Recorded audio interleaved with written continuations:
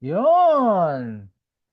Ang lecture natin ngayon ay Mobile Legends, no? Mobile Legends ang title. Ito ay nahango natin ito sa medyo nilaro natin yung title kasi hango ito dun sa usong laro ngayon, no? Yung ah Mobile Legend, di ba, no? Pero ito may kinalaman ito dun sa picture na makikita ninyo. Ito yung truck, no? Yung kulay dilaw dito sa kaliwa na mobile, ibig sabihin ay moving, gumagalaw, no?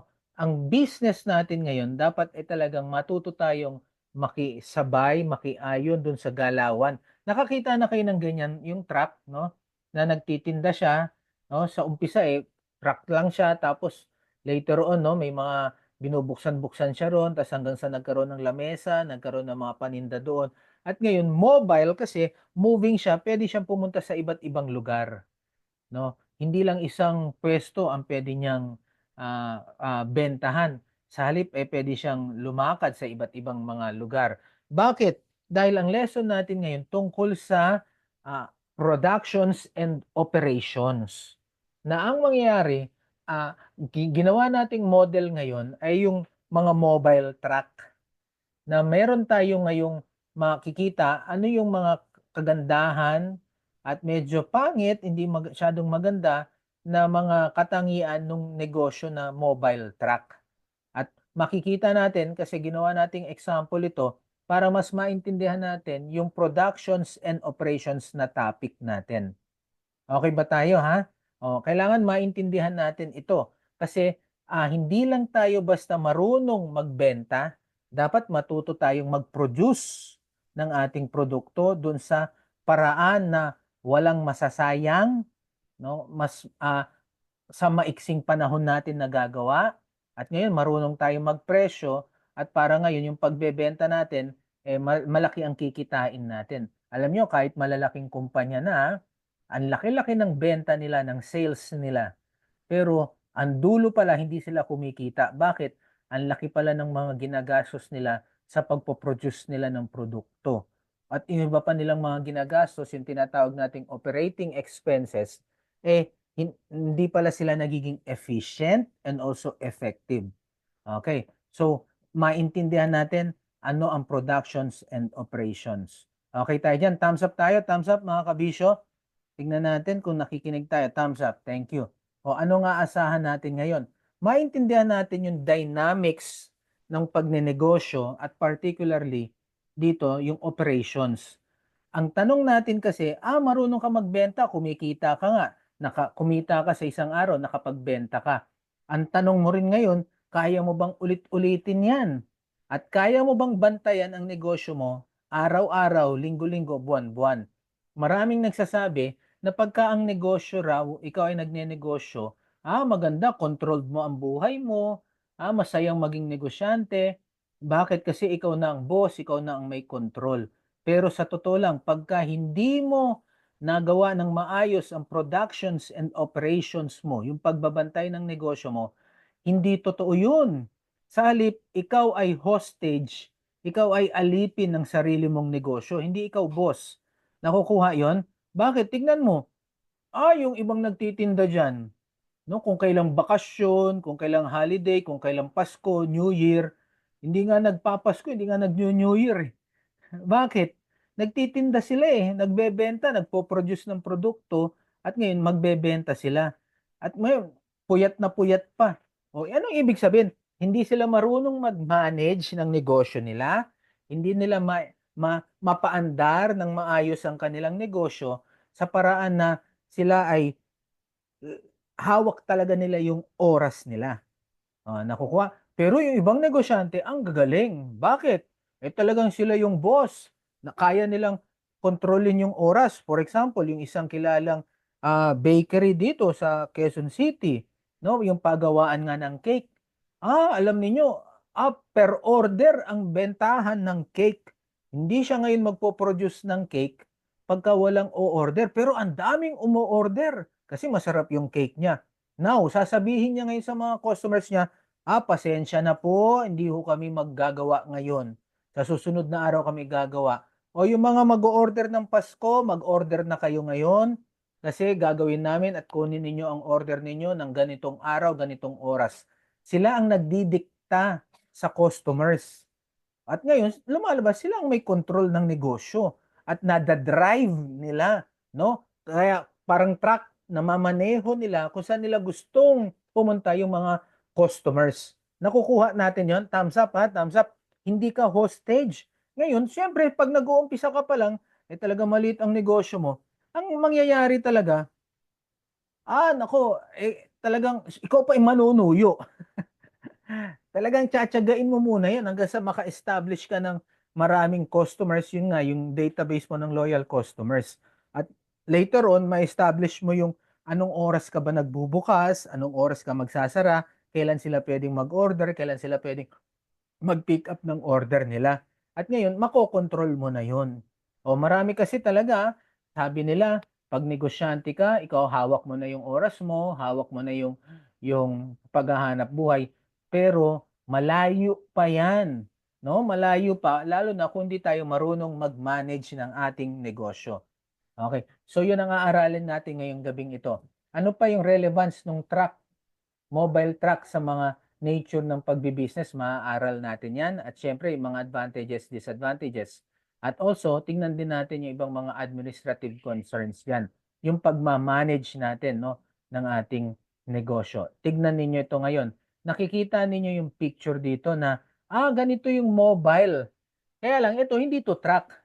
Ano to, sidecar to o kaya tricycle. Alam niyo, ang galing ng negosyo ng isang kapitbahay namin dito sa opisina. Ang negosyo niya, lugawan. Pero yung lugawan niya, naka-tricycle. Kaya lang, parang 5 tricycle ang hawak niya. Ako, ang galing ng negosyo niya. Limang lugawan pumupunta, pepeso ngayon sa iba't ibang lugar. At ngayon, saan mangyayari? 'Di ba, no? Nire-ready yung lugaw dito sa bahay niya rito, tapos ilalagay ngayon dun sa tricycle. At ngayon, pwede na niyang ibenta sa kung saan man or pepesto siya. Yan ang mga mobile truck, no? Kaya lang ito, hindi ito truck, salip ito ay sidecar. Nakakita na kayo ng ganyan, di ba? Yung ibang mga vendors, ganyan na ang ginagawa ngayon. Nakabike. Bakit ba kailangan doc nakaganyan? Yun ang aaralin natin ngayon. Alam nyo, nitong COVID, lumalabas nitong COVID, maraming mga negosyo talaga ang naging mobile. At nakakatawang isipin, ako nung nag-aaral ako, nung nagdo-doktor ako niyan noon, may napanood kaming video noon. Parang ako, mga 10 years ago yata yun, napanood kong video yung naglalako ng doktor, nilalako niya yung serbisyo niya. Doktor, doktor kayo dyan. Nakakatawa na parang, ganun yung doktor naglalako, lumilibot-libot. Nakakita naman kayo ng ganon, doktor, doktor kayo dyan. Baka kailangan nyo ng doktor, lumilibot. Pero nung nag-COVID, sa totoo lang, parang ganon ang nangyari. Hindi nga lang nagsisisigaw yung doktor dyan, no? Pero naging mobile sila. 'Di ba?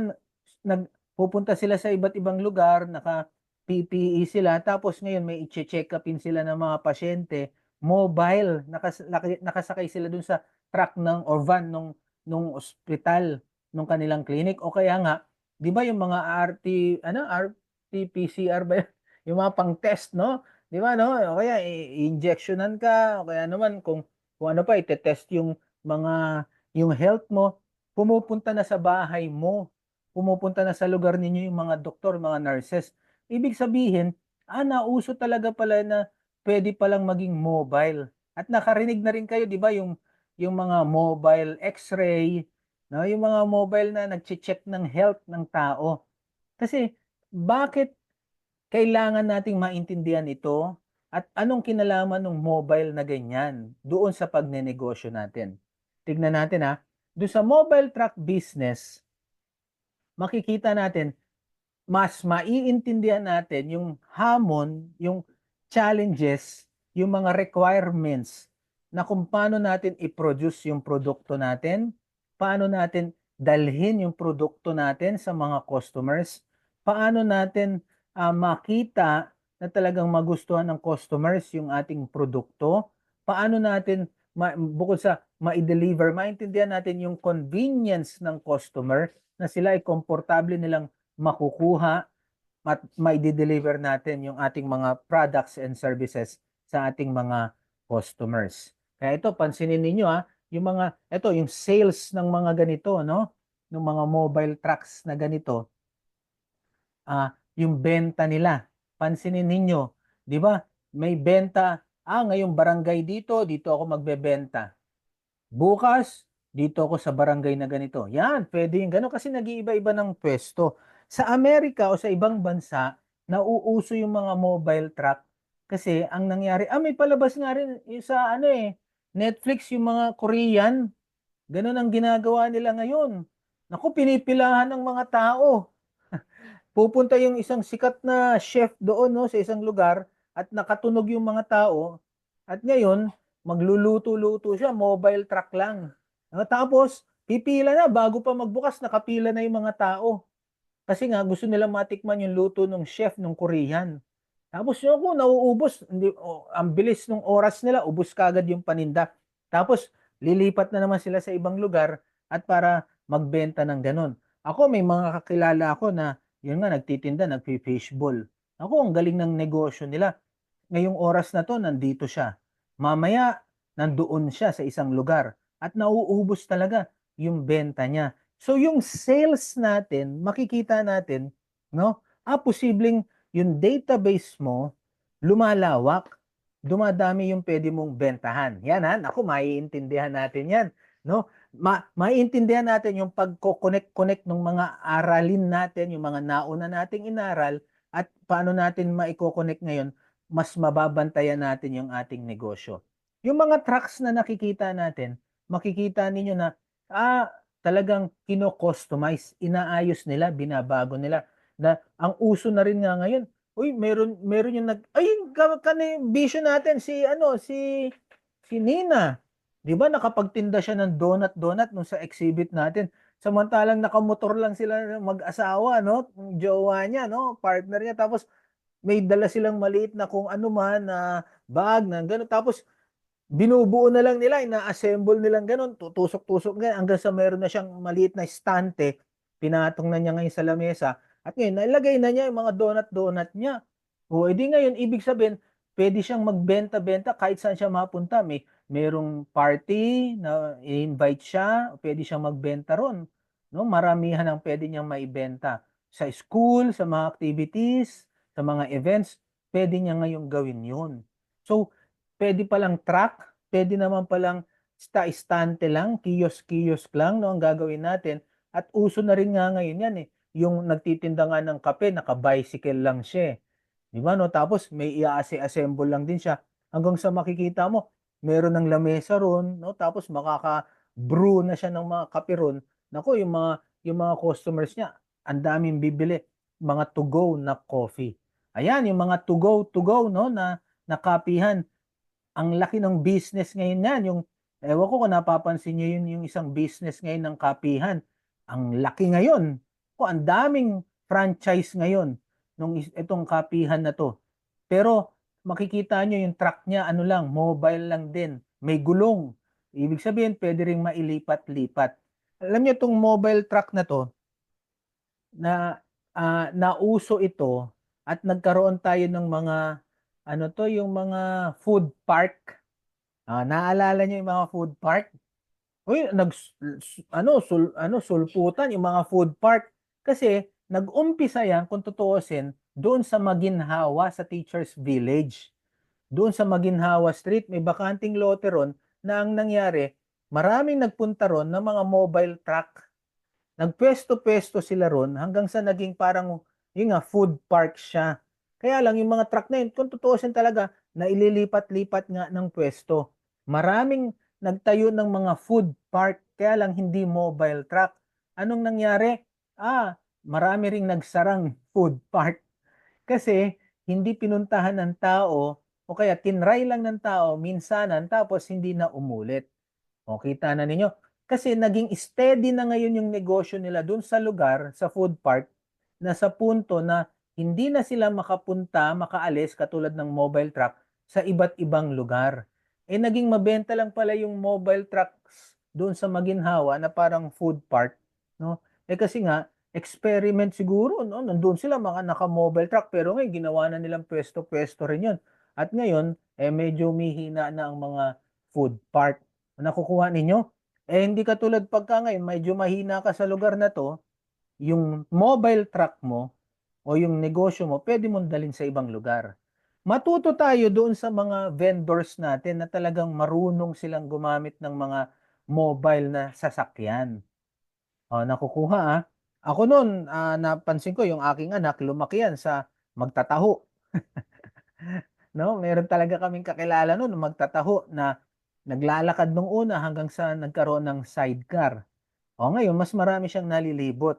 Tapos ngayon mas marami siyang naititinda na, hindi lang taho. Meron na siyang tokwa at kung ano-ano pang mga produkto. Meron ding vendor sa amin, yung barbecue niya, hindi lang siya basta kariton, naka-tricycle nga siya. Tapos nag-iihaw-ihaw siya at napupunta-punta siya sa iba't ibang lugar para magtinda ng barbecue. Oh, anong mga lessons natin dito na makikita sa ganitong klasing model ng pagnenegosyo?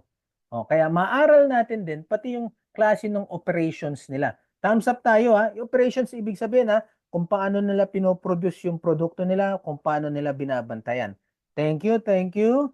Thank you, Kateki. Thank you. Welcome natin si Past President dito si Marilyn Cortez. Nandito kasama natin ngayon. No? Good evening, President Marlin. Alma Sanchez, good evening. Si Alma Sanchez Good says, evening po, Doc. Good evening po. okay, At saka sa lahat. okay. Good evening, si Sir President Marlin. Alma Sanchez, nakalista rin ba yan sa ano natin, sa batch 13? Good evening, Alma Sanchez. Good evening po, sir. Okay.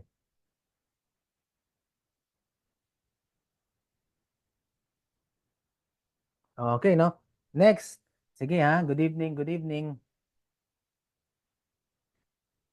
Tingnan natin ha.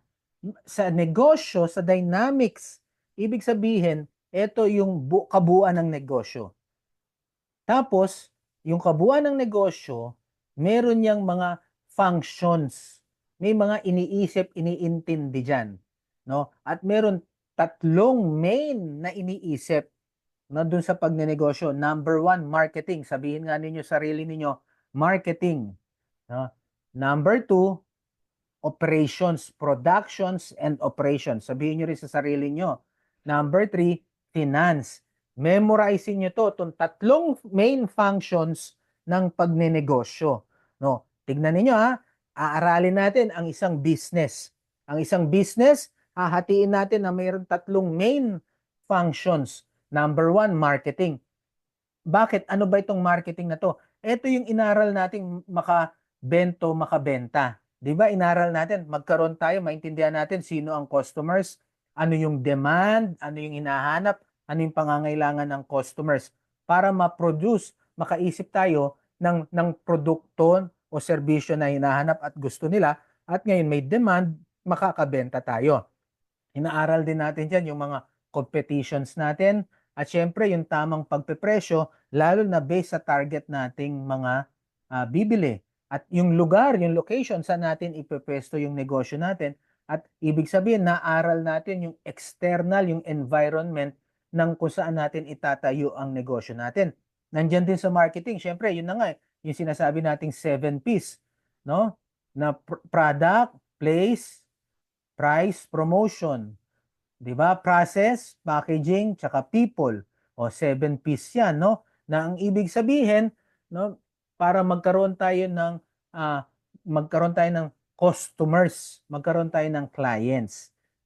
Number two, ito yung gusto nating aralin ngayong gabing ito, yung productions and operations. Meron tayong customers. Alam natin kung ano yung product na hinahanap nila. Ang tanong natin ngayon, paano natin mapoproduce ng maayos, no, ng tama, ng dekalidad? Paano natin mapepresyohan considering lahat ng gastos, ng cost, ng operating expenses natin? At ngayon, paano natin mauulit-ulit 'yon Ibig sabihin, mababantayan natin, mamamanage natin yung ating productions, at lalo na kung meron tayong mga tauhan, may staff, o meron kang kastuwang sa pagtatrabaho, paano mo ngayon siya mamamanage? Siyempre, yung mga other administrative function na, let's say, yung training, yung skills, yung pag-develop sa tao, no, inaaral natin yon. Oh, now meron naman kasi sa inyo mga kabisyo noon, Doc, kala ko madali lang ang pagninegosyo. Bakit? Kasi nakaproduce na ako ng produkto, ang sarap, o kaya ang ganda, ang galing, no? Na-produce ko. Tapos nag-open na ako ng business, nag-register na ako. Tapos alam mo, Doc, ang mahirap din pala, hindi pala yung marunong lang ako gumawa ng produkto. Mahirap palang magbantay, no? Tapos, Doc, mahirap palang maghanap ng customers. O, kita nyo na, ha? O, kaya ibig sabihin pala, nakaka-produce ka, mahirap palang ibenta. Meron naman magaling magbenta, pero hindi marunong mag-produce ng maayos, ng tama. Naintindihan? So, ito yung mga functions. Meron ka ng marketing, no? Tapos, ito yung productions and operations. Ang pangatlong main functions, no, yung financial or yung finance. Kasi, doon sa pagnenegosyo, iniisip natin, paano natin mapopondohan yung produktong gusto natin at dapat nating i-produce. Saan tayo kukuha ng budget, ng resources? Saan tayo kukuha ng pera na pambili ng mga equipment o kaya mga machines para ngayon makaproduce tayo at matugunan natin pangangailangan ng customers, no? At doon din sa finance, no, meron ding mga tungkol sa accounting, sa taxes, kasi dapat nililista rin sinusulat, kaya dapat marunong din kayong mag-compute, marunong kayong maglista, gagawa kayo ng mga listahan nyo at malaman nyo kung kumikita ba kayo o hindi, kung profitable ba o hindi. Itong main functions na to, syempre, no, may mga hati-hati yan, mga sub-functions. Pero ito yung main. Now, tignan ninyo, doon sa webinar natin na anong kaibahan ng maliit at malaking negosyo, no? Sa main functions, sa totoo lang, wala hong pagkakaiba ang maliit na negosyo at ang malaking negosyo. Parehas tayo, iniisip ninyo ito, no? Iniisip ng mga malalaking negosyante. Ang lamang lang ng malalaking negosyante, ang kaibahan, meron siyang mga binabayarang mga tauhan para mag-isip sa mga functions na to. Kaya meron siyang mga, kunyari, Vice President for Marketing, Vice President for Operations, Vice President for Finance. Nakukuha? Tapos meron pa siyang mga iba't ibang managers, marketing manager, sales manager, meron pa siyang operations manager, kung quality manager, meron siyang accounting manager, meron siyang finance manager, meron siyang tax officer o manager. Nakukuha? Ang maliit na negosyante, katulad natin, katulad nyo, nag-uumpisa kayo, yun ang mahirap. Bakit? Kasi iisipin ninyo ngayon lahat yan. Nakukuha ba? Thumbs up, thumbs up. Naku, mahirap pala magnegosyo. Totoo, no? Kaya sinasabi ko sa inyong mahirap, hindi para umayaw kayo, tumalikod kayo, tumigil kayo.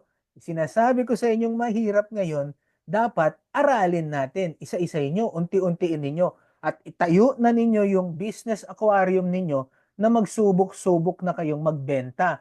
Subok-subok na kayong mag-produce ng produkto, subok-subok na kayong mag-compute. Katulad ng malalaking negosyo, pagka meron siyang marketing, mag-a-advertisement lang siya. Gagawa siya ng mga packaging na magaganda at kasi marami siyang napoproduce, kaya ngayon nakakatipid siya. Ano pa, sa operations, pag malaking negosyo, talagang ang lalaki ng mga equipment, mga machine niya.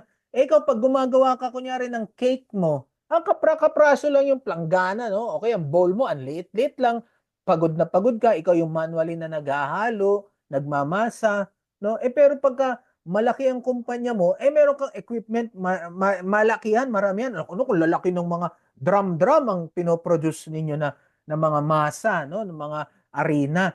At ngayon, may equipment na tagahalo. Kaya ngayon, mas mura niya ngayong maibebenta kumpara sa inyo. Halimbawa, yung ikaw gumagawa ka nga ng cake. Nako, ang presyo mo 700 pesos sa isang cake. Eh yung isang de makina na kumpanya, malakihan, yung sikat na bake shop, eh mas mabebenta niya ngayon ng 400, 500 pesos. Nako, tapos masarap din yung lasa. O, edi ngayon, saan bibili yung mga tao? Eh di dun sa 500, kumpara sa 700 mo na, naku, parang hindi pa ako sigurado kung masarap. Naiintindihan? O kaya, yan, ngayon, lamang ngayon ang malalaking negosyo. Yun ngayon ang iisipin mo sa productions and operations mo. Kung paano mo ngayon mas mapapatipid, kung paano ngayon mas mapapaliit ang gastos, para ngayon, mas lalaki ang kikitain mo. Lugi tayo mga kabisyo eh. No, lugi talaga tayo kasi nag-uumpisa tayo magnegosyo. Wow, si Jebet no, naka-camera na. Thumbs up tayo mga kabisyo. Thumbs up. Thumbs up. Yun, thank you. Thank you, Kateki. Thank you. Okay. Tumatawa nga si Alessandre, oh. Kilala niya si Kateki. Okay. Okay, tingnan natin ha. Yung sa productions and operations, what is this business? Ano ba tong mobile truck na to? At tingnan natin, no, ano yung mga magandang makikita natin dito sa model, sa business model na to para dun sa operations and process natin. Tandaan niyo, ang operations, ang process dapat merong RICOA, no? Na kinuha ko lang to sa pangalan na sikat na factory, RICOA. RICOA. Doon sa libro natin, anong page na tayo? Nandito tayo sa, naku, yung RICOA. Page 43, ano? Page 43. Okay. Tignan ninyo ha. Number 1, yung relevance. Ibig sabihin ng relevance, nakaka-relate, nalilink yung customer, nagkakaroon ng interest. Ay, parang ako yan ah. Ayan. Ang production mo raw, ang pag-produce mo ng produkto, yung pag-ooperate mo, number 1, dapat nakaka-relate yung customer mo. Kaya tingnan niyo, pumatok yung mga samgyup, yung mga ikaw yung nagluluto-luto, ikaw yung nag-iihaw-ihaw, no? Nakukuha ninyo, no? Kasi, ito niluto ko to. Ito ginawa ko to. O, katulad ako, yung anak ko, naggawa siya ng tsokolate, no? Para siyang factory worker, pero tuwan-tuwa siya, proud na proud siya, kasi nakaka-relate siya. Gusto niya yun. So, dapat yung productions and operations mo, nagigets ng mga tao, naiintindihan niya, nakakasilip siya, no, nakikita niya. Nakukuha. Next, dapat meron ka ring innovation na gagawin. Doon sa pagpo-produce mo ng product, dapat mapakita mo na meron kang mga binabagong magaganda at mga maayos, no, mas napapabilis, no, mas moderno, ginagamit mo yung technology. May mga innovations ka na pinapakita na ginagamit mo at sigurado naku magiging interesado yung mga tao. Halimbawa doon sa paggawa mo ng cake, no? Bukod doon sa makinarya na mabilis na nagagawa yung mga cake, no? Ngayon nakakagawa siya ngayon ng mga yung mga itsu-itsura ng mga muka, no? Ng celebrant. O naku, may innovation ka ngayon. May 3D printer ka ng tsokolate na ngayon may sculpture doon ng muka ng tao, edi may innovation ka. No, nakukuha ha? Next, dapat ang proseso, ang operations natin convenient. May nandun ang convenience ng customer. Guys, sa pagnenegosyo, hindi yung convenience mo, yung kagaangan mo ang number 1 na iniisip mo. Siyempre number 1, yung kagaangan doon sa customer mo, yung comfort sa kanya. Nakukuha ha? O, katulad ngayon, naggagawa ka nga ng cake. Nung COVID, kaya okay lang tinatanggap ng mga customers yung pa-deliver, no? Doon sa mga kung saan mga application kasi hindi sila makaalis. Pero ngayon namamahala na sila. Anong gagawin ngayon? Naghahanap na ng paano ma-deliver ng mas mabilis na mas mura. At yung isang kumpanya ng delivery, naku, kumukuha na rin nga sila no ng mas murang nagdi-deliver para sa kanila. Oh, Inaaral din yan, ha? Ano yung convenience ng customer. Number 4, opportunities. Tignan ninyo, sa bawat kilos, bawat kibot, bawat galaw natin, nakakaisip ka ng posibleng pagkakitaan pa. Or, yung mga innovations mo, posibleng makadagdag ng kita.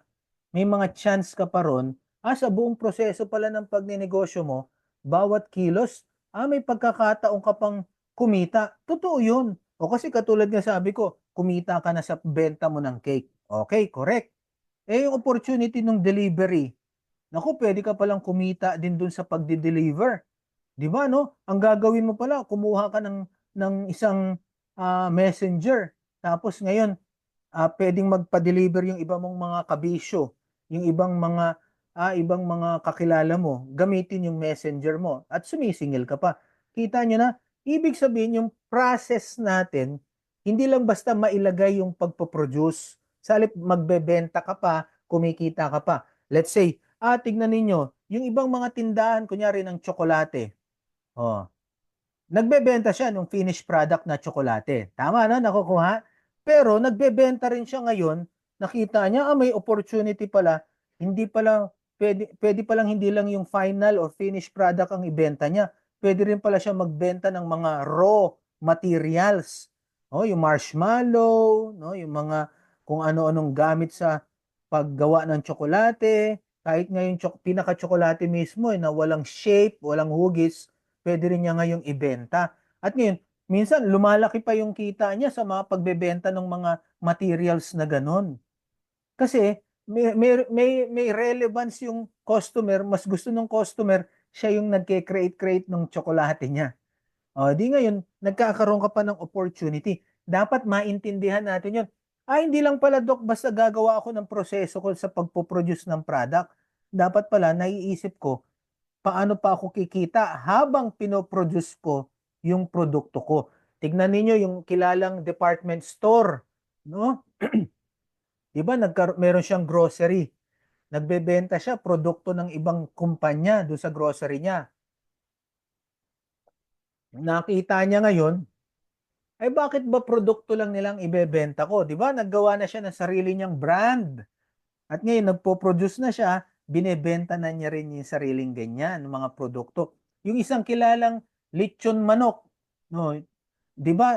Dati puro lechon manok lang ang tinitinda. Ngayon, hindi, nagtitinda na rin siya ng itlog, nagtitinda na rin siya ngayon pati nga ng ibang klaseng ulam, no? Nagtitinda na rin siya ng hindi lang lechon manok, piniritong manok, may rice na, no? May mga other opportunities pa. Tandaan ninyo, ha.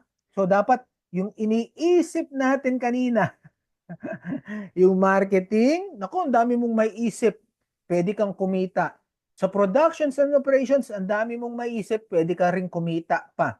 Maayos mo yung proseso mo. Sa finance, sa financial, naku, kung marunong ka rin mag-budget, marunong ka mag-manage ng pondo mo, pwede ka rin kumita. Kung marunong ka gawa ng mga proper taxes and legally mapababa mo yung taxes mo, kikita ka lalo. Naiintindihan, ha? So, Doc, bawat kibot pala ng function sa pagnenegosyo, inaaral. Kasi pwede ma-improve, pwede pang kumita. Number 5, letter A. Added value. Excuse me. Sa bawat galaw, bawat kibot mo sa pagpo-produce mo ng produkto, dapat nakakadagdag ng halaga doon sa produkto mo. Excuse me. Parang, yes. So, yun, electric pan pa kaya.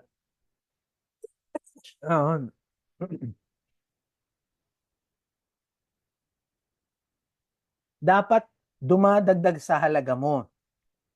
Kunyari, ito yung produkto mo. Sabi ko sa inyo, yung produkto ninyo, bawat galaw, nakakadagdag ng halaga, nakakadagdag ng ikagugusto pa ng customer, at pwede kang gumagastos ka, pero nakakadagdag sa presyo mo pag ibinenta mo. Kunyari, ito yung produkto ko. Kapag ka nilagyan ko to ng sticker, Naku, dadagdag ba yung presyo? Pwede ko bang sabihin dati 50 pesos ito. Customer, dahil dinagdagan ko ng sticker, 55 pesos na yan. Naku, iisipin mo ngayon. Dapat may added value. Ang ginawa ko mo, ito nilagyan mo ng, kunyari, balot na may yelo. Naku, nakakadagdag ba yun? Ay, naku, posibleng makadagdag yun kasi malamig siya kahit saan ka magpunta.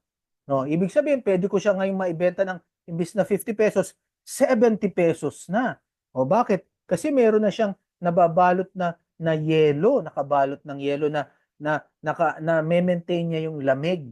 O nakukuha ninyo, dapat may added value yung bawat galaw mo sa proseso mo, no? At ngayon, mas pwede mo madagdagan yung presyo kasi nadadagdagan ng halaga, nadadagdagan ng features, nadadagdagan ng kapakinabangan doon sa customers yung mga ginagawa natin.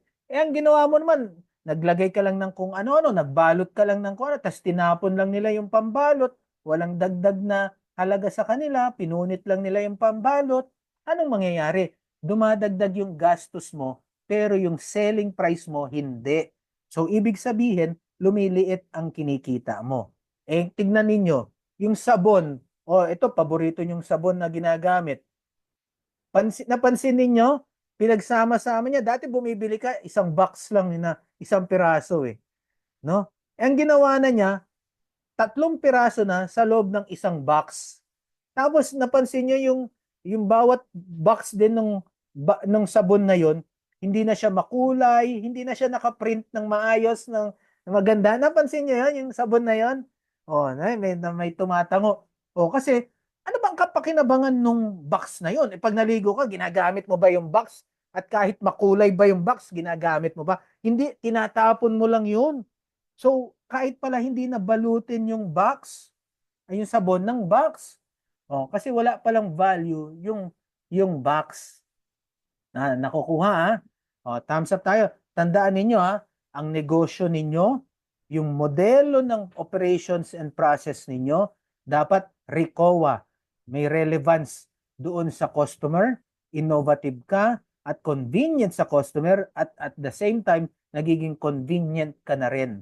Tapos, tignan mo yung mga opportunities at dapat nakakadagdag ng value yung bawat kibot, bawat galaw. Ang tawag natin dyan, chain value, no? Chain value. Ito yung value mo dati, kumilos ka, nagdagdag ka, lumalaki. Kumilos ka, nagdadagdag. Chain, no? Dugtong-dugtong, kaya chain. Lumalaki ngayon yung value ng produkto mo, ganito na. At pwede mo na siyang maibenta ng ganyan. Okay, thumbs up, thumbs up. Thumbs up. Are you guys learning? Learning? Thumbs up tayo Okay.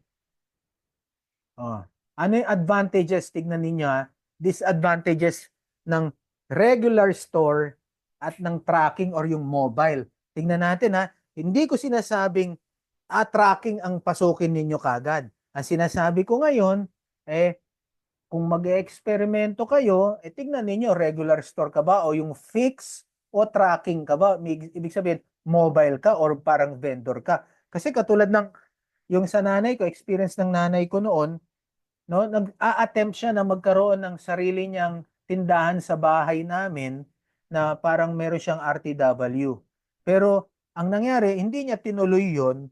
Sa halip, hindi naman siya fix na lugar. Sa halip, ang ginagawa lang na niya, meron lang siya malaking bag, binibitbit niya yung mga paninda niya, pumupunta pa rin siya sa mga customers niya.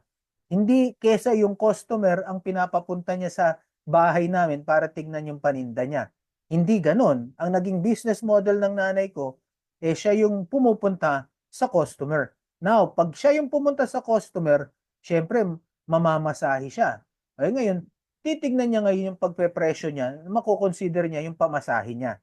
Nakukuha? Thumbs up kaya dapat aaralin yan. No. Number 1, structure and capitalization.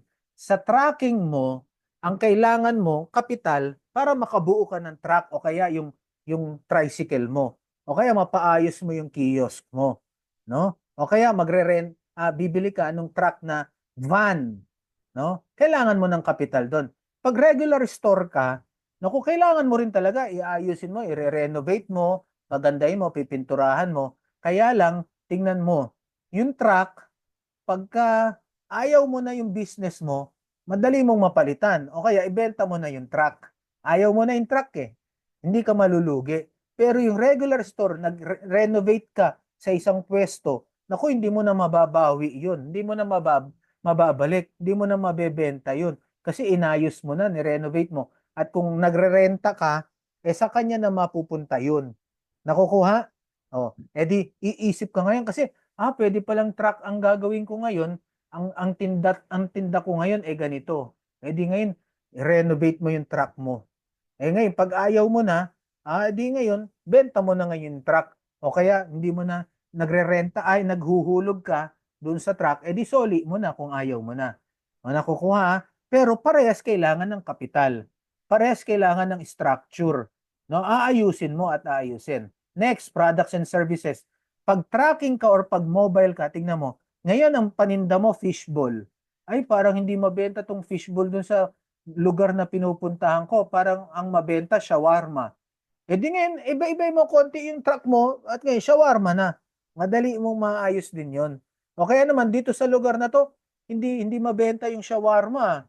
E di ngayon, punta ka sa ibang lugar, tatry mo. Doon pala mabenta oh. Dito pala may school.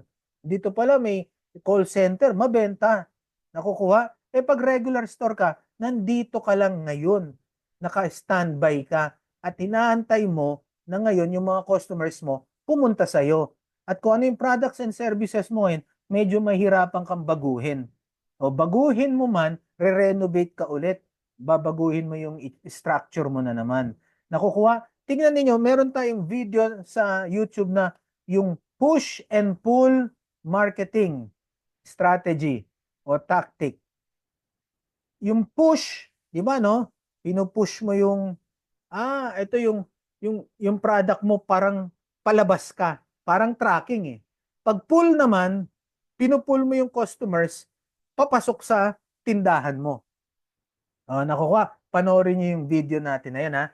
So, products and services sa tracking, pwedeng magbago-bago, maiba-iba, medyo mabilis-bilis at very attractive, no? Kasi innovative at nakakakuha ng atensyon, ng interest ng mga customers.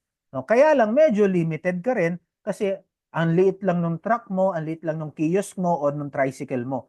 Not like pag regular store, baka medyo mas malaki ka. Ano pa? Yung manpower mo. Sa tracking mo, naku, kailangan mo syempre ng driver para umandar yun. 'Di ba? Yung tricycle mo, kailangan mo ng driver. Siya rin yung nagtitinda, siya yung magbebenta, siya na yung nagpo-produce din ng produkto, at siya rin magdadrive.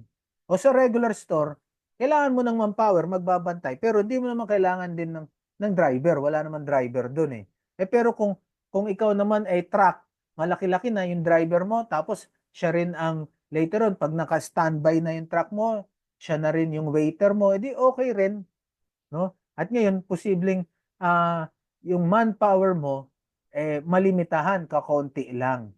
Sa regular store, depende rin sa paghati-hati mo ng mga functions. Next, customers. Pagka mobile ka, umaandar ka, posibleng nag-iiba-iba ang customers mo. Sabi ko nga, dito ka sa barangay 1, bukas sa barangay 2 ka o barangay 3. Matumal ngayon dito. Walang pasok ngayon dito. O dun ka sa may pasok. No, nakukuha. Ang regular store ay pagkasarado, kasi nga mabagyo, wala, nandun, sarado yung tindahan mo. Pag truck ka, alam mo may bagyo rito, pwede mong pumunta ka sa ibang lugar na walang bagyo. Nakukuha. Kasi ngayon, yung customers mo, posible mag-iba-iba. Tingnan mo ngayon din ang magiging produkto mo. Kasi pag pumupunta ka ngayon sa mga iba't ibang klaseng customers, may sugal ka rin din doon na may lugar na pwedeng mabenta ka, may lugar na hindi ka mabenta. Now, katulad nung nag-fishbowl, nakakilala ko, alam na niya kung saan siya mabenta. Naintindihan niya, naaral na niya. Guys, tignan nyo. Ako na, gagawi ako rito sa Quezon. No, pag dumadaan ako diyan, parang dito sa Marikina ang tawag dito, yung Marikina Road, parang ganun eh. Basta pa probinsya, pa Quezon eh. Alam nyo, may mga truck-truck diyan ng mga supermarket. Kasi yung mga tao doon hindi nakakapag-grocery kasi mahirap yung yung sasakyan doon eh. So meron na lang truck na pupunta doon at ang paninda niya mga grocery products. At ngayon, tatambay na siya ron, pupunta na ngayon yung mga tao, doon na siya magbebenta. At makikita nyo rin ito, dito banda sa mga papunta dyan sa mga Taytay, dyan sa Rizal, yung mga mobile na mga lugawan, di ba, Saturday, Sunday morning, hanggang gabi, nagtitinda sila, kotse yung dala ng iba, tapos may mga tinda-tindang lugawan, o kaya naman, nagtitinda nga, pati chicharon, pati mga hopya, no? Meron silang ganun. Binubuksan lang nila yung likuran ng kotse nila, at ngayon nagtitinda na sila. Yung mga sikat na mga channel sa TV, meron din sila mga mobile truck na mga tindahan ng mga souvenirs. O, nakukuha ninyo? O, kita nyo na? Pwede pala talaga yung mga ganun. Pwede talaga. No? Ang sinasabi ko lang ngayon, maaral ninyo kung ano yung business model ng proseso ninyo ng pagpo-produce, pagbebenta ng produkto. Okay ha? Promotions. Thumbs up tayo. Thumbs up, thumbs up. Nagigets ba? Nagigets? Nagigets? Okay tayo? Thumbs up.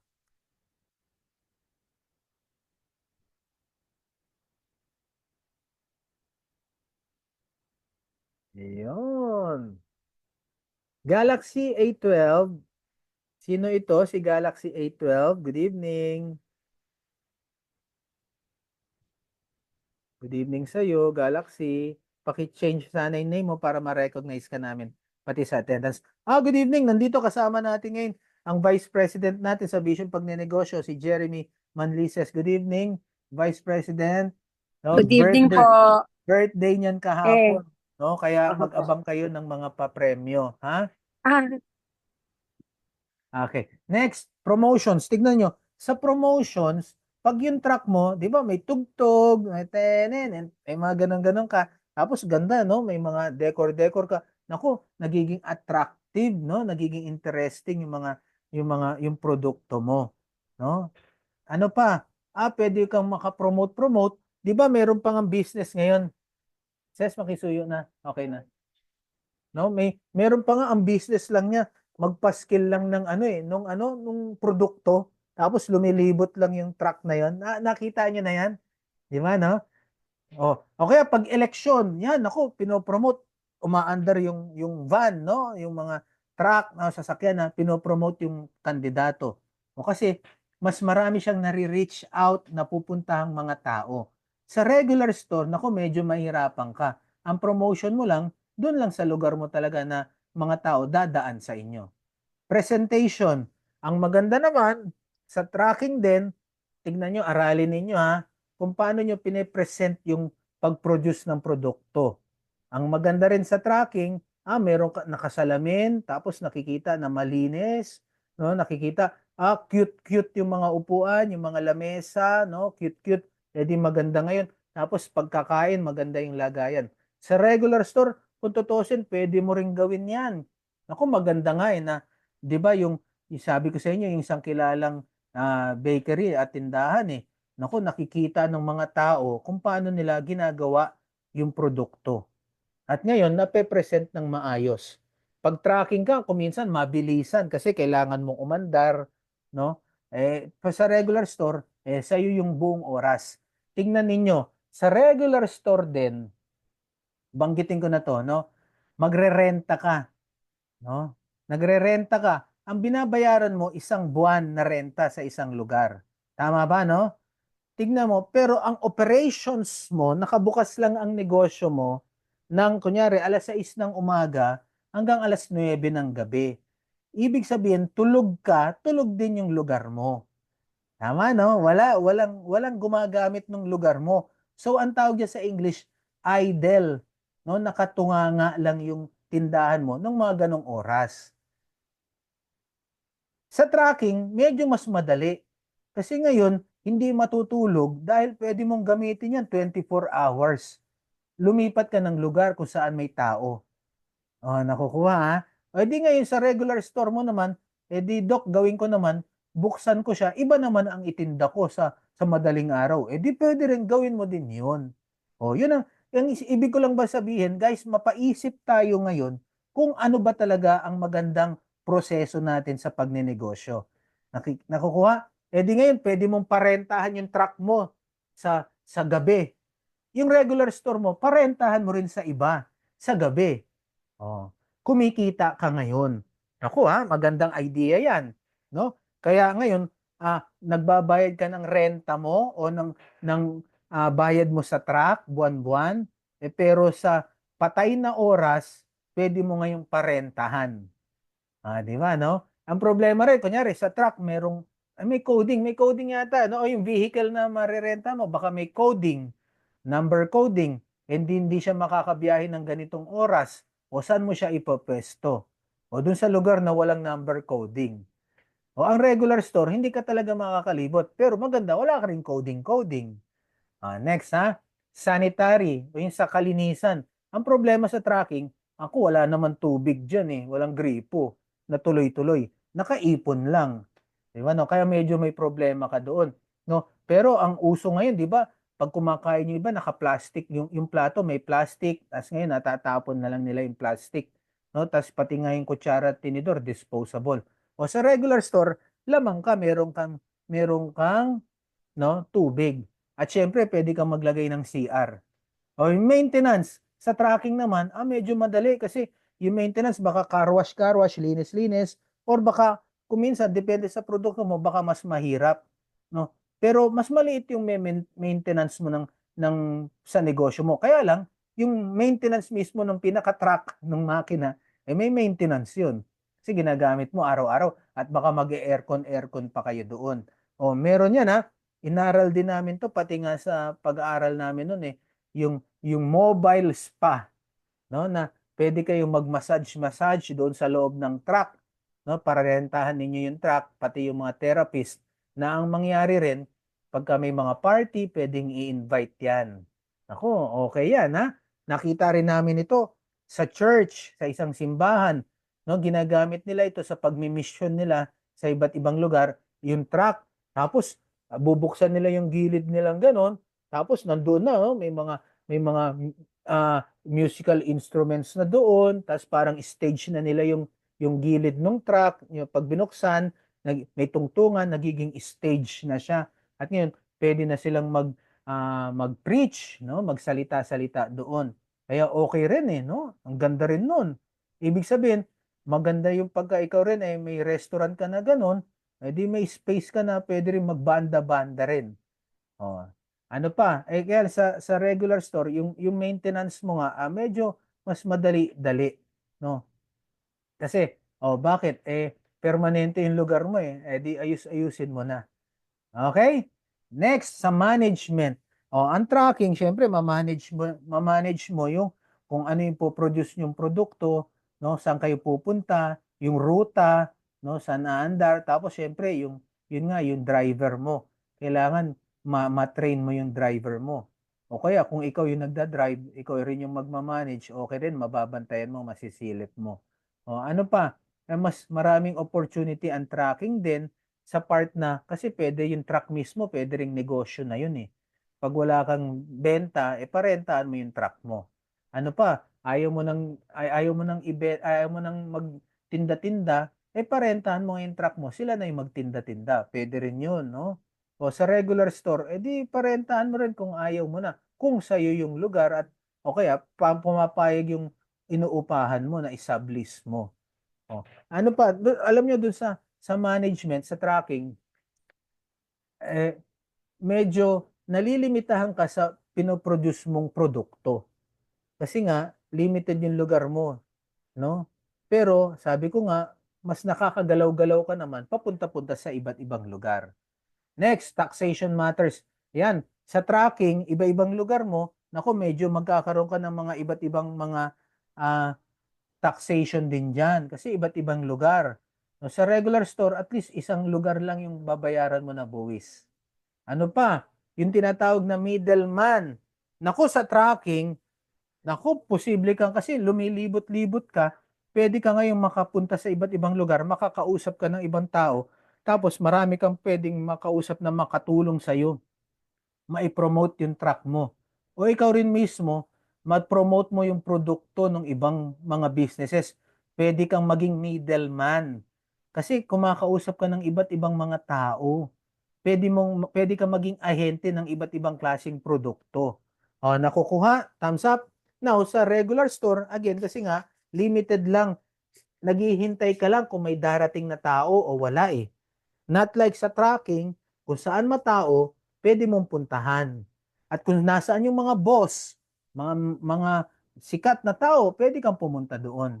Sa regular store, i-invite mo sila na pumunta sa'yo kung pupunta. O, nakukuha ha? Yan ang mga advantages, disadvantages. Ang sinasabi lang natin ngayon sa operations ninyo, dapat maisip ninyo, makaproduce kayo ng product na maliit ang gastos ninyo, mabilis na panahon, at mas malaki ang kikitain ninyo. At magke-create ng mga opportunities na posibleng mas dumami pang kita, mas maraming produkto maibenta. O, nakukuha ha?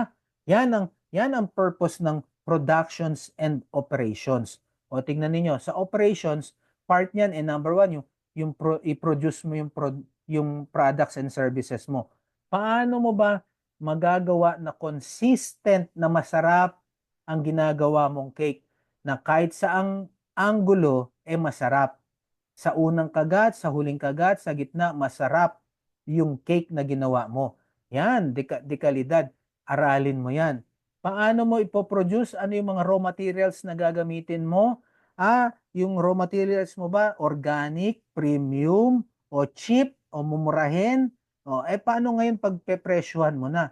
Dapat mapepresyohan mo siya based din dun sa features or sa klase ng mga raw materials na gagawin mo.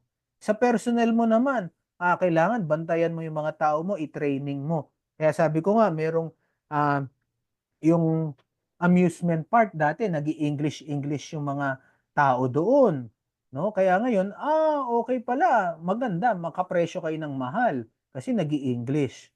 Ano pa? Yung personnel mo, yung, yung waiter mo pa lang o yung alalay mo pa lang, marami nang maalam na doon sa negosyo mo at nakakatulong mo na. Naku, edi maganda yan, okay yan. Nate-train mo na siya. No? At pwede ka rin later on, ipagkatiwala mo sa kanya, aalis ka, maiiwan mo yung tao na yun. Tingnan nyo ha, sa productions and operations, dapat ang personnel mo rin, natitrain mo rin, nai-impluensyahan mo kung paano ka mag-isip, at later on, ma-empower mo yung tauhan mo. Yan, kung bakit hindi ka mananatiling hostage ng negosyo mo or slave, dahil meron ka na ngayon magiging employee, babayaran mo sila, kikita sila, nababawasan yung kikitain mo kasi sila naman nagtatrabaho na para sa'yo. At ngayon, nagtatrabaho sila para sa'yo, pwede ka ngayong kumilos pa ng iba't iba mo pang pwedeng gawin. Yan yung sinasabi natin kanina na pwede ka nang mamasyal kasi meron ka nang binabayarang tao nagtatrabaho sa'yo. Or, mamultiply mo na ang sarili mo sa iba. Kung meron ka ng mapagkakatiwalaang tao, nagbabantay ng negosyo mo, kumikita siya, nabawasan yung kita mo kasi binabayad mo sa kanya eh. Pero, pwede ka na ngayon humanap pa ng iba pang negosyo para ngayon kumita ka na ulit doon sa negosyo na yun. Pangalawang negosyo na yun, kumikita. Ibig sabihin, unti-unti, dumadami na, dumodoble, triple yung kita mo. At diyan ang mga steps. Later on, yayaman ka na talaga. Nakukuha ba yon? Thumbs up, thumbs up. Kaya nag-hire tayo ng mga tao na kumukuha tayong mga empleyado natin para later on makakatakas ka sa business na hinahawakan mo ngayon. Nakakatayo na siya sa sarili niyang paa. Tapos ngayon, kumikita yan, no? Nagbabayad ka ng mga pasahod mo, mga katiwala mo, pero kumikita ka pa rin. Pero ngayon, nagtatayo ka ngayon ng isa pang negosyo. Para ngayon, kikita ka ngayon doon sa panibagong negosyo na yon. Tapos kikita na naman yun, makakatayo na naman yung sa sarili niyang paa dahil inayos mo yung productions and operations, tatayo ka na naman ng isa. Tapos ngayon, ikaw, tatlong negosyo na binabantayan mo, kaya mo siyang mabantayan yung tatlo na ito. Alam mo kung nanloloko yung katiwala mo o hindi. Alam mo kung nandadaya. Bakit? Alam mo yung computation. Alam mo kung talagang tama yung napoproduce nila. Alam mo kung tumatambay lang sila o hindi. Alam mo kung nagnanakaw sila o hindi. Nakukuha ninyo? Kaya yan, namumultiply mo ang sarili mo sa iba at kumikita ka ng mas marami. Yan, no? Yung kita mo later on, kikita na rin para sa sarili mo. Yan ang susi, yan ang mga steps ng pagyaman. O number 3, sa operations, overhead expenses. Bukod sa pag-produce ng produkto or serbisyo, halimbawa, ang serbisyo mo, spa, massage, dapat natuto silang mag-massage, natututo at na-develop yung pagmamassage nila. Kaya lang marami pang mga additional na gastos. Dapat na ma-manage mo rin yun, nalilista mo, no? Na napapababa mo rin yung mga gastos na yan. Katulad ng example, yung renta nga sa lugar, sabi natin kanina, ginagastosan mo yung renta mo 24 hours kung tutuusin, binabayaran mo. Kaya lang, ang nagagamit mo lang doon let's say 10 hours or 12 hours, no? The other 12 hours, walang gumagamit. Ang laki ng gastos mo, overhead. Di ngayon, subukan mong ibahin mo yung tinda mo sa gabi. Di ba nakakatawa yan pero napanood ko yan sa pelikula Yung, nung araw, ano siya parang parlor yata yung lugar niya. Salon. Tapos nung gabi, naging KTV. Binabaliktad niya ngayon yung mga ganon. Tapos yung trapal, iniiba na niya. Tapos may mga ilaw-ilaw na siya. KTV na siya sa gabi. O, edi ngayon, bayad yung lugar. Edi sulit na sulit. Nakukuha aralin mo yung mga iba mo pang gastusin bukod dun sa cost natin Meron tayong mga overhead expenses. Naku, sabi ko nga, yung supot-supot lang na pinambabalot mo, naku, nakakadagdag gastos yan. Yung mga, eto pa, delivery o yung mga pagde-deliver, yung magbubuk-book ka, gano'n, naku, baka maabutin ka ng 20 minutes sa pagbubuk, pagde-deliver, naku, nauubos yung oras mo. Tandaan mo, yung oras mo na yan, no? Naku, gastos din yan kung tutuusin. O, tignan mo Next, sa operations mo, tignan ninyo, dapat meron kang after sales program. Ano ibig sabihin nito? Hindi lang basta makabenta ka ngayon. Dapat meron kang feedback na makuha doon sa customers after mo siyang mabentahan. Ma'am, sir, kamusta po yung produkto o yung serbisyo? Ma'am, may problema ho ba? Aayusin namin yan. Naku, natatakot ka, may reklamo. Naku, dapat matuto kang mag-handle ng reklamo. Kasi opportunity yan. Tandaan mo, ang isang entrepreneur o negosyante, lahat ng mga complaints, opportunity yan. Tandaan mo yan lahat ng mga problema, opportunity yan. Lahat ng reklamo ng customers mo, opportunity yan. Kaya kung nagre-reklamo yan, ibig sabihin, binibigyan ka pa niya ng chance na ma-correct yung naging mali ninyo. At ngayon, sasabihin mo, sabi ng customer, hindi ho masarap. Ikaw naman, pinipilit mo, anong hindi masarap? Masarap yan, masarap. Sabi nga niya, hindi nga masarap. Anong gagawin mo? Di ba? Para masabi nating masarapan yung customer. Now, bakit nating kailangan yung mga after sales na yan? Kasi sabi ko nga, ang susi sa negosyo, yan inaral natin hindi yung makabenta ka lang ng minsan kasi kikita ka lang minsan. Ang susi sa negosyo ay mag-create ka ng loyal customers o yung relationship. Di ba, no? Nakukuha? Di ba, yan yung definition natin ng business para magkaroon ka ng profit, magkaroon ka ng mga relationships sa customers mo. Di ba? No? For a deeper meaning. Deeper meaning, di ba? Sabi natin, para mas lalong mapapurihan ng Diyos. Di ba? Yun ang naalala nyo yan? Okay. Dapat meron kang after sales program kasi nagbi-build ka ng relationship sa mga customers na to. Now, nagreklamo siya, nag-complain siya. Posibleng, paano mo siya mapatahimik? Pwedeng hindi ka man kumita sa pagkakataon na to. Pero pagka naging loyal customers mo yan, uulit yan dahil na-manage mo ng maayos yung complaint niya, babalik yan, doon posible ka ng kumita. At ire-refer ka pa niya sa iba. Katulad ko, ako may experience ako sa isang restaurant dati. Nakaupo na ako, pinaupo niya akong ganyan, no? Kakain na ako, umorder na ako. Tapos sabi nung isa, sir, pasensya na po, pwede ho ba ililipat ko kayo ng pwesto? kasi may kailangan na ganito, yung space mo, ko-connect namin para ganyan. Naku, sa ibang tao, naku, nakakasama ng loob yun. Hindi mo dapat gawin yun. Di ba, no? Nakukuha nyo? Pero ang nangyari sa akin, pumayag ako, sige, okay lang, no problem, no problem. Sige, at least mapasaya ko pa yun, no? Yung iba na magsama-sama sila. Kalahin nyo yung tao na yun, yung waiter o yung manager doon, binigyan pa niya ako ng coupon. Next time na babalik daw ako, meron akong libreng appetizer. O, nakuha nyo na? Yung pala, pa-style lang yun. Bakit? Kasi ang gagawin ko pala, talagang babalik ako kasi i-claim ko yung appetizer. Tapos mayabang pa ako ngayon sa asawa ko. Pagpunta natin dito, special tayo. Bakit? Meron tayong libreng appetizer. Naks na. Eh di kasi bakit? Kasi special ako rito eh. Di ba? Yung pakiramdam na gano'n. Ang mangyari, no, bumabalik pa ako. No, may bad experience, pero na-turn into opportunity. So, dapat meron kang ganyan, yung mga after-sales program. Ma'am, bumili ho kayo ngayon sa susunod nyong bili, may ganito kayong discount o may freebies kayo na ganito. O kung may complaint kayo, itawag nyo ho sa akin kaagad.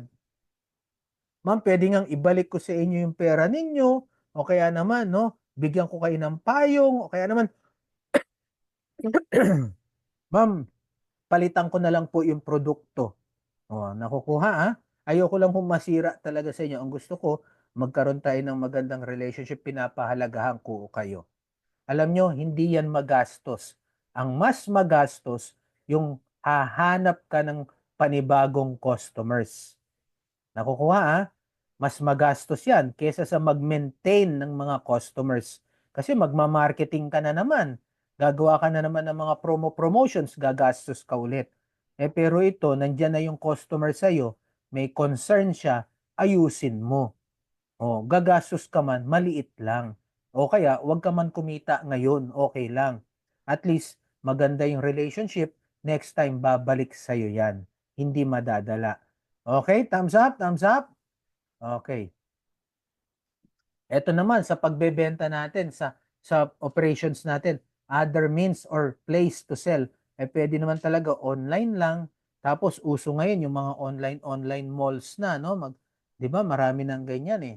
O kaya naman mga roaming na mall, no? Naglilibot-libot na rin 'yan. Alam niyo, magandang nakita ko rin nga nito, yung mga nagtitinda ng mga pantalon, no? Nakakariton lang sila, yung mga shorts, no? Kariton lang. Di at least natatry ng mga tao, nakikita nila yung actual na produkto. Pwede rin 'yun. Ano pa? May mga satellite offices na, no? Nandito ang pinaka-opisina namin pero nagtatayo lang kami ng mga kiosk-kiosk sa iba't ibang lugar, sa mga probinsya, satellite offices. Pwede rin 'yun. Ano pa? Pwede naman talagang delivery lang, no? Ito yung mga other mga companies na nagde-deliver. Guys, ang sinasabi ko ulit ngayon, iniisip natin din 'yan. Kung paano tayo makakabenta at maintindihan natin yung convenient doon sa customer natin. Maka-reach out tayo ng mas maraming customers, mas mapakita natin na concern tayo sa kanila, yung pangangailangan natin matugunan nila, matugunan natin yung pangangailangan nila, masatisfy natin sila, no? Sila yung mahalaga sa atin, no? At the same time, kikita tayo. Okay, thumbs up, thumbs up. Tingnan ninyo, eto, simple business plan na ito. Naku, malapit na. Ibig sabihin, lumalabas na yung business plan. Ibig sabihin, malapit na kayong makagawa ng business plan. Malapit na kayong gumraduate.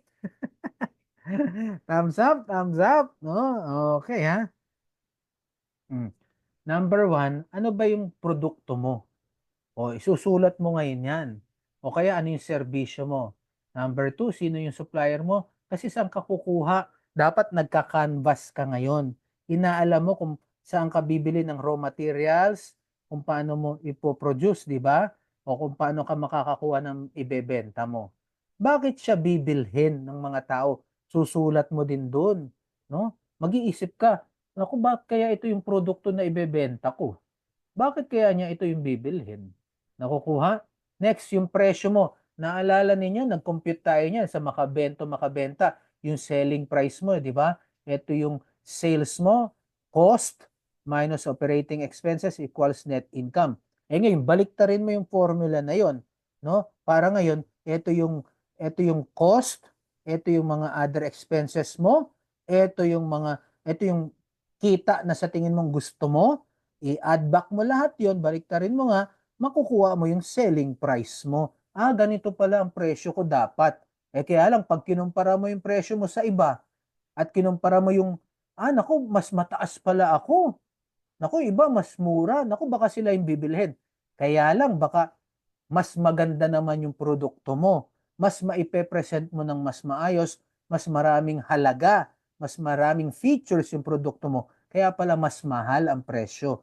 Now, kung paano mo i-present sa customers, papayag na bilhin nila yan na mas mahal yan kumpara sa iba. Nakukuha ninyo? Di ba kung minsan maririnig mo yan sa nagtitinda eh. Itong presyo ng paninda ko ito, 100 pesos to. Pag kinumpara mo to sa iba, sa totoo lang mas mahal kami. May mabibili ka dyan, 50 pesos nga lang o 60 pesos eh. Pero kami 100. O bakit kami 100? Kasi yan, madaling masira yan. Yung mga materials niyan, nako, madali marupok yan. Sa amin ito, tingnan nyo, aluminum ito. O nakukuha ninyo, kaya mas mahal kami. So, ibig sabihin, hindi pala labanan lang ng presyo ito eh. Sa totoo lang, labanan ito ng mga value, yung chain value mo, yung halaga, yung features ng product or ng service mo. Nakukuha ba yun? Thumbs up ha? Hindi lang labanan ng presyo. Labanan ito ng kung paano mo masasatisfy yung customers. Next, yung business plan mo. Saan mo ba itatayo yung lugar mo? Naalala mo yan? Online lang ba o may physical kang tindahan? Dapat yung physical mong tindahan, nalibot-libot mo yung paligid. No? Nasilip-silip mo na, di ba? No? Nakukuha. No? Nasilip mo na, dito pala, dito. No? Anong pangangailangan sa paligid dito? Saan ka rin magtitinda? Ibig sabihin yan, yun nga, kung mag-online-online ka rin, no? Saan ka magtitinda? Next, sino sa tingin mo ang bibili? Yan, di ba? Pinalilista na natin yan eh. Magkaroon kayo ng database ng mga customers nyo, listahan ng mga posibleng bumili. Gaano kadami bibili ng bawat isa? No? Meron kang 100 katao na kakilala na bebentan. Gaano karami ang bibilhin niya? Pa-isa-isa, dalawa-dalawa, o kada araw bibili, o tuwing linggo, every week bibili. Dapat po-project nyo yon, nalilista ninyo ha. Yung mga kakompetensya mo, kalaban mo, iniisip mo rin. At ngayon, inaaral mo rin yung mga kakompetensya mo, sino-sino yun, paano sila kumikita, saan kaya nila binibili yung produkto nila, paano kaya nila binebentahan yung mga customers, o kaya, di ba, paano kaya sila nagdi-deliver. Kaya kung minsan, ikaw nga, sumusubok-subok ka rin ng mga kakompetensya mo eh. Di ba, no? Tinatry mo rin yung product nila. Kasi nag-o-observe ka rin doon. Guys, hindi mali yan ha, lalo na sa pagninegosyo. Tama yon na aralin mo yung kakompetensya mo. Ha? At ngayon, kopyahin mo yung mga magagandang bagay na ginagawa nila. Totoo yun, pwedeng mangopya. Kung hindi naman yan patented o legally pagmamay-ari nila. Kasi sa batas, ibig sabihin, pwede pala yun. Kasi pwede naman talagang gayahin yung proseso. Hindi naman angkinan ng proseso lang eh. 'Di ba? Liban na lang kung pinapaalam nila sa gobyerno, pinapatent nila yon. Nakukuha ha? Aralin mo yung magagandang bagay sa kakompetensya mo o sa ibang mga successful na businesses, kopyahin mo. Paano ang pag-deliver mo ng produkto mo, ng serbisyo mo? No? Simple business plan. Magkano magiging puhunan mo? Kasi i-compute mo ano yung mga paunang gastos mo. Saan mo kukunin ang puhunan mo? Kaya mo bang gawin ulit-ulit itong mga paghihirap na to? Bumibili ka ng raw materials, nagpo-produce ka, binabalot mo, naghahanap ka ng customer, no? I-deliver mo sa customer mo, maniningil ka, maglilista ka, gagawa ka ng report kung kumikita ka ba o hindi. Araw-araw, linggo-linggo, buwan-buwan, uulit-ulitin mo yung ganong cycle, routine, productions and operations mo, no? Simula sa umpisa ng negosyo, pag-produce hanggang sa mai-report mo, kaya mo bang gawin yan ulit-ulit? Yan ang tanong mo rin sa sarili mo. Kasi ganyan ang negosyo. Nakukuha. talagang mag-aaral, magtsatsaga, magsisipag. Ang lamang mo ngayon, meron kang kaalaman. Okay. Next, magkano ang kikitain sa isang araw? Tingnan mo, i-compute mo na yan. Kung kumikita na, kikita ka sa isang linggo, isang buwan, at inuulit-ulit mo, yan, tutuloy-tuloy mo yung negosyo mo.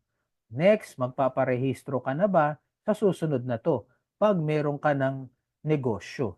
Maraming mga tao nagre-rehistro ng negosyo nila, idea pa lang, naiisip pa lang nila, nagre-register na sila. Madali hong magrehistro sa mga government agencies. Mahirap mag-close, magsara, no? At pag naka-register ka na, nako talagang hostage ka ng mag-file ng mga reports sa BIR at sa mga government agencies. Kaya bago ka magrehistro, isipin mo talaga muna kung meron ka ba talagang negosyo o wala. Next, ano ba yung pangalan ng company mo na? Kasi syempre magre-register ka na. Thumbs up tayo dyan. Okay ba? Naku, ito may sample, oh. Sample ng Simple Business Plan Guide. Oh, ano ang produkto mo? Goods? O serbisyo ba o parehas? Sino supplier mo? Saan ka bibili? Pag goods ka, saan ka bibili ng raw materials mo? O pagka serbisyo ay mga labor, pagtatrabaho kasi kunyari spa. Saan ka kukuha ng therapist mo o saan mag-aaral ng pagmamasaya mga yan? O kaya naman, ano pa yung mga overhead na gastos mo? Bakit siya bibilin? Kasi need ba siya? O kailangan? O talagang demand? O baka dahil sa awa? Yung presyo naman, mura ba o tama lang o mamahalan mo? Saan mo itatayo? Sa bahay ba o sa ibang lugar mo pa? O shared office, shared store, o mobile truck ka? O kaya sudo. Sudo na parang meron kang tindahan pero wala ka naman talagang physical na tindahan. Saan ka magtitinda? Physical ba o sa internet? O mga network, no? May iba kang mga samahan, grupo, doon ka magtitinda. Sino sa tingin mo ang bibili mo? Bibili sa'yo? Yung mga friends, no? Sinabi natin yan eh. Mga kakilala o baka may mga posible ka pang maging partner or mga other opportunity na other groups pwede mong mabentahan. Gaano kadami bibili? Naku, sakto lang. O baka madami-dami. Naku, may bonus pa. Marami pang posibleng bumili kasi nga sumasama ka sa iba't ibang events. Kakompetensya, meron ka bang direct? Ibig sabihin, direct kakompetensya mo, parehas kayo ng produkto na binebenta. Titinda ka ng kape, ang kalaban mo, nagtitinda ng kape. Direct. Ano naman yung indirect? Inumin din, ibang inumin, hindi naman kape, tsaa, o kaya milk tea, yan, indirect mo na customer, ay competitors yun. O pero, yan, sino-sino yun? Kasi syempre, pwede may choice siya, imbis na kape ang inumin niya, ang inumin na lang niya, milk tea. Kaya lang, minsan, meron pang mga illegal, o kaya others na mga kalaban. Paano ang pag-deliver mo? Pinipick up lang ba o papadeliver mo? O meron kang mga bagsakan ng mga produkto mo? Parang meron kang middleman or stockist or satellite. Magkano ang puhunan mo? Yeah, i-compute mo na. Ano yung initial na inventory yung kailangan mo? Ano yung mga equipment? O kung may makina ka bang kailangan? No, yung pagre-renovate mo ng lugar, no, magkano ang gastos? Saan mo kukunin ang puhunan mo? Iipon ka ba o mangungutang ka or maghahanap ka ng mga investors? Kaya mo bang gawin to ulit-ulit? Naku, sandali lang. Naku, hindi ka makakapagnegosyo. Naku, baka isang buwan lang o baka isang taon lang o kaya mong ulit-ulitin. Isipin mo talaga ha, magkano ang kikitain mo sa isang araw? Naku, baka minimum wage lang ang kikitain mo o meron kang additional dagdag na kita or later on, may dagdag ka ng kinikita at ngayon magiging puhunan pa yung dagdag na kita mo. Magpaparehistro ka na ba? Meron dyan sa barangay, sa City Hall, DTI, tsaka BIR. Pangalan ng company mo. Naku, mag-iisip ka na. Yung masaya ba, yung madaling matandaan, yung makikilala ko, yung parang mga spoof o yung social na pangalan. Tagalog ba o English o anong lengguwahe? French ba yan? Naks na, ha? Okay, thumbs up, thumbs up. Nako, ito yung simple business plan daw, oh. Oh, anong produkto mo? Prutas? O bakit concern dyan? Bakit prutas? Gusto mo ba yan? Sino supplier mo? Sabi niya, sa palengke ako sa Qmart. Paano pag wala? Saan ka kukuha? Nakukuha ninyo ito? Yung business plan niya, tinatanong din niya, kino-question din niya.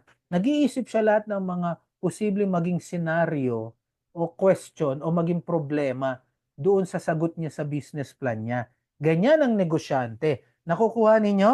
Ha? Kinokontra mo rin konti yung sarili mo para ngayon ma-actionan mo na, mare-ready ka na. Ha? Thumbs up ba? Thumbs up tayo ron. O sabi rito, bakit siya bibili? Kasi essential food siya. Eh paano pag hindi nabenta yung binili niyang prutas, yung paninda niya? Anong gagawin niya? O, dapat iisipin mo rin. Yung presyo mo naman tama lang. And tanong, kahit na tama lang, may pambili ba o pambayad yung mga bebentahan mo? Saan mo itatayo? Bibit-bitin lang daw niya sa opisina niya. Naku, papayagan ka ba ng boss mo magtitinda-tinda ka ron? O paano mo mabibit-bit yung mga yan? Eh saan ka magtitinda? Papa-order ka sa mga ka-empleyado mo, katrabaho mo during office hours o pagkatapos. Naku, kung papayagan ka, kung may chance ka magtinda o baka during lunch break. Sino sa tingin mo bibili? Sabi niya, mga ka-opisina niya tsaka kapitbahay. Eh paano kung absent? Nakukuha niyo. Ang ganda, no? Dapat kayo ganun din eh. Ha? Huwag niyong bobolahin yung sarili ninyo na porket idea mo, naisip mo, parang sakto na, no? Wala nang kontra. Eto na yun. Hindi. Lahat ng mga posibleng maging problema, iisipin mo rin. At doon may pagkakataon sa mga problema na yan. Tingnan mo, paano kung absent? Oh, paano pag absent yung kaopisina mo, nabebentahan mo? Di baka pwede kang magdrama ngayon sa ibang mga kaempleyado mo. Uy, kasi absent si ganito, pwede ba ikaw nang bumili nito? Sa susunod, dalawa na silang bebentahan mo. Kita nyo, pag may problema, may solusyon, may pagkakataong kumita. Next, kakompetensya mo sa office, naku, baka wala. Or baka yung iba mong kaopisina. O yung sa malapit sa bahay nila, yung kakompetensya mo. Kasi kesa bibit-bitin nila yung prutas galing sa office, doon na lang sila bibili malapit sa bahay nila. Paanong pag-deliver? Ihatid mo ba sa office? Yung safety nun, tsaka yung freshness, kamusta naman? Magkano ang puhunan na kailangan mo? 5,000 pesos lang. Ano-ano pa? Ilista mo dapat. Saan mo kukunin? Sa investor. Paano mo mababayaran yung investor, yung hihiraman mo ng 5,000? Kaya mo bang gawin ulit-ulit to? Kaya naman. Na-enjoy mo ba? O iba yung kaya rin, iba rin yung na-enjoy. Kaya iba, sabi nila, pag nagne-negosyo ka, ang magandang negosyo mo, yung hilig mo nang gawin, yung passion mo na. No, kasi masaya ka para ka naglalaro. Dapat na-enjoy mo. Magkano kikitain mo? Naku, kikita raw siya sa 2 kilos per employee times 20 to 30 pesos per kilo. Naku, dami niyang kikitain doon. Okay ba yung pagod niya? Magdadala siya ng ilang kilo araw-araw.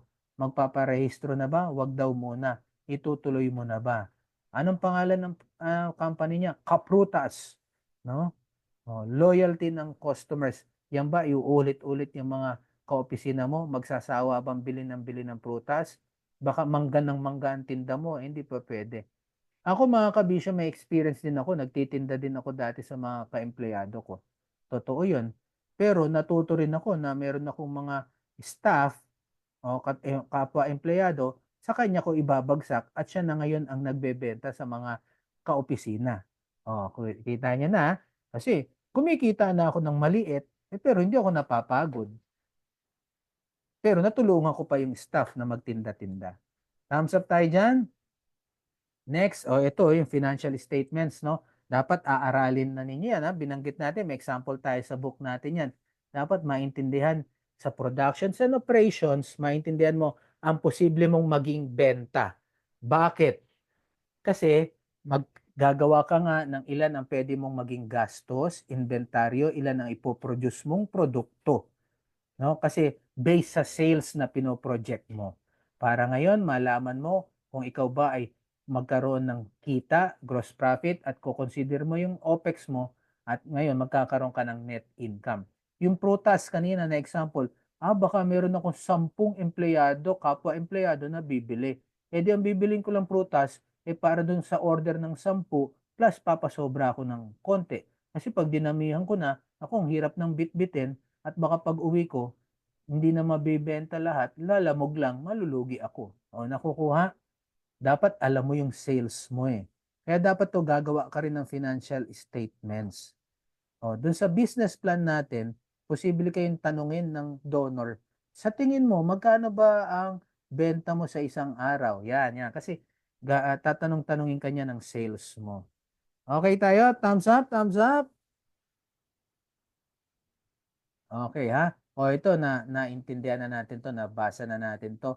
Mag-start ka na, isip-isip ka na kung anong produkto, yung kapasidad mo, yung market mo. At syempre, yung magiging operations mo araw-araw, no? Kung paano mo i-manage yung pagbebenta mo, pagpo-produce, at yung mga tao, no? At syempre, huwag kayong mawalan ng pag-asa, magkaroon ng visions, magkaroon ng plano. Okay, gagawa na kayo ng business plan, unti-untiin na ninyo. Basahin ninyo yung libro dahil dun sa libro, nandyan sa isa sa mga pages diyan, yung blankong business plan. At ngayon, susulatan ninyo yun, gagawa kayo dyan, makita namin sa libro yung inyong sagot. Okay? Okay? Any question? Any question? O, kasi stop ko muna yung wait.